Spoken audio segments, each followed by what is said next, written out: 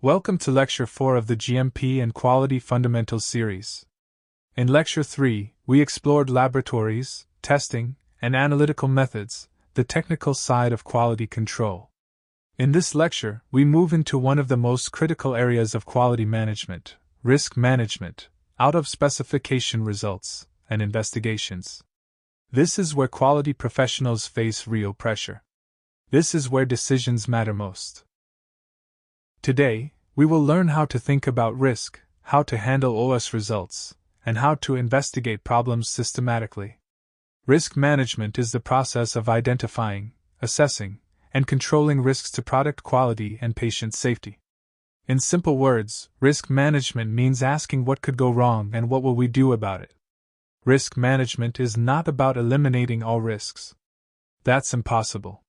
Risk management is about understanding risks and controlling them to acceptable levels. Without risk management, we work reactively. We wait for problems to happen, then we fix them. With risk management, we work proactively. We anticipate problems and prevent them. Risk management protects consumer safety, product quality, company reputation, and regulatory compliance. Risk management is required by regulations like ICHQ 9. Risk-based thinking means making decisions based on the level of risk, not just following rules blindly. High-risk areas get more attention, more resources, and stricter controls. Low-risk areas get lighter controls, but they are still monitored. For example, testing for heavy metals in a botanical extract is high risk. Testing appearance of a tablet is lower risk. Both are important, but resources are allocated based on risk. Risk assessment follows a simple structure. First, identify the hazard. Second, assess the likelihood. How often could this happen? Third, assess the severity. How bad would it be if it happens? Fourth, calculate the risk level. Fifth, decide on actions. Risk level equals likelihood multiplied by severity. Now let's talk about OOS. OOS means out of specification. OOS means the test result falls outside the approved specification limit. For example, if the specification says heavy metal limit is less than or equal to 1.0 parts per million, and the test result is 1.3 parts per million, this is OOS. OOS results are serious. They might indicate a real product problem, a laboratory error, or a contamination issue. OOS results must always be investigated. Why do OOS investigations matter? An OOS result creates a critical decision point. Do we release the batch or reject it? Releasing a bad batch harms consumers. Rejecting a good batch wastes resources and creates delays. Both mistakes are costly. That's why OOS investigations must be thorough, objective, and documented. When an OOS result occurs, follow a structured investigation. Phase 1 is initial assessment. Review the data. Check for obvious laboratory errors. Review sample handling. Check instrument performance. Phase 2 is laboratory investigation. Repeat the test if sample is available. Check calibration and system suitability. Review all raw data. Investigate potential contamination or carryover. Phase 3 is full investigation, if needed. Investigate the manufacturing process. Review batch records. Check equipment and materials. Conduct root cause analysis. OOS results can be caused by laboratory errors or real product issues. Laboratory errors include calculation mistakes, instrument malfunction, contaminated glassware, analyst error, or incorrect sample preparation. Real product issues include contaminated raw materials, process deviation, equipment failure, storage conditions, or degradation. It's critical to determine, is this a lab error or a real product problem? Let me explain the difference. A laboratory error means the product is fine, but the test was wrong. Repeat testing gives passing results. The root cause is in the lab, in the equipment, method, or analyst. A product problem means the product truly fails specification. Repeat testing confirms the failure. The root cause is in manufacturing, materials, or storage. If it's a lab error, fix the lab process and release the batch if repeat test passes. If it's a product problem, reject the batch, investigate manufacturing, and implement CAPA. Let me give you the cake example for OOS investigation. The scenario is microbiological test shows mold in the cake. Specification says no mold allowed. This is OOS. Phase 1, Initial Assessment. Was the sample handled correctly? Was the agar plate contaminated? Was the incubator working properly?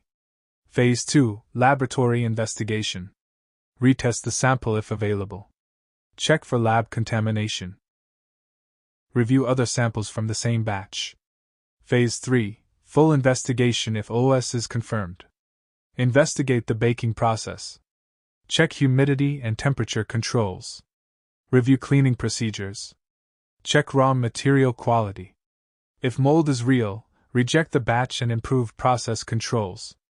If mold was lab contamination, release the batch if retest passes, and improve lab hygiene. Now let's talk about retesting. Retesting means performing the same test again on the same sample. Retesting is allowed only when there is clear evidence of a laboratory error, the original test is invalidated, for example instrument failure during the test, and it is documented and justified. Retesting is not allowed to fish for a passing result, avoid investigating the real problem, or release a batch that should be rejected. If you retest without justification, it's called testing into compliance, and it's a serious GMP violation. Every step of an OOS investigation must be documented. When was the OOS detected? Who performed the investigation? What was checked? What was the conclusion? What actions were taken? If it's not documented, it didn't happen. Regulatory authorities scrutinize OOS investigations closely during inspections. OOS investigations are a common cause of regulatory findings. Root cause analysis means finding the true underlying reason for a problem, not just the surface symptom. Tools for root cause analysis include 5 whys, Fishbone diagram, also called Ishikawa, and fault tree analysis. Let me give you an example using 5 whys. Problem is mold found in cake. Why? Humidity was too high. Why? Humidity control system failed. Why? Sensor was not calibrated. Why? Calibration schedule was not followed. Why? No reminder system in place. Root cause is no reminder system for calibration. CAPA is implement automated calibration reminders. Not all OOS results carry the same risk. Example 1, heavy metal result is 1.3 parts per million when the limit is 1.0 parts per million. Risk is high because it's a safety issue. Decision is reject the batch and investigate thoroughly. Example 2, tablet weight is 505 mg when the limit is 500 mg plus or minus 5%. Risk is lower because there's no safety issue, it's a minor specification. Decision is investigate, but may be acceptable with justification. Risk-based thinking helps prioritize actions. Let me give you the key OOS investigation principles. Number 1, be objective. Don't start with a conclusion. Number 2, be thorough. Check all possibilities. Number 3, be timely. Investigate quickly. Number 4, be documented. Record everything. Number 5, be honest. If the product is bad, reject it. OOS investigations test your integrity as a quality professional. Handling OOS results requires technical competence, critical thinking, courage to make tough decisions, and resistance to pressure. Sometimes, rejecting a batch costs money and creates delays. Sometimes, management wants you to find a way to release it. Your job is to protect consumers, not to protect profits. If the product is not safe or compliant, it must be rejected. This is what separates great quality professionals from average ones. Let me give you the final cake example decision. After investigation, you find the mold was real, not a lab error. Humidity control failed during storage. Root cause is a broken sensor. Decision is reject the batch. CAPA includes corrective action, replace the sensor, and preventive action, implement sensor monitoring and calibration schedule. Even though the batch must be rejected, the kappa prevents future batches from having the same problem. This is how quality systems improve. Common tools for risk management include FMEA, which is failure mode and effects analysis, HACCP, which is hazard analysis and critical control points, risk matrices, and fault tree analysis. These tools help structure risk thinking. ICHQ 9 provides guidance on risk management for pharmaceutical quality. In this lecture, we learned what risk management is and why it matters, how to think about risk in a structured way, what OOS means and why it's critical, how to investigate OOS results systematically, the difference between laboratory errors and real product problems, how to use root cause analysis, and the mindset required for quality decisions. Let me give you the key takeaways. Risk management is proactive, not reactive. OOS results must always be investigated. Be objective and thorough in investigations. Retesting without justification is a GMP violation.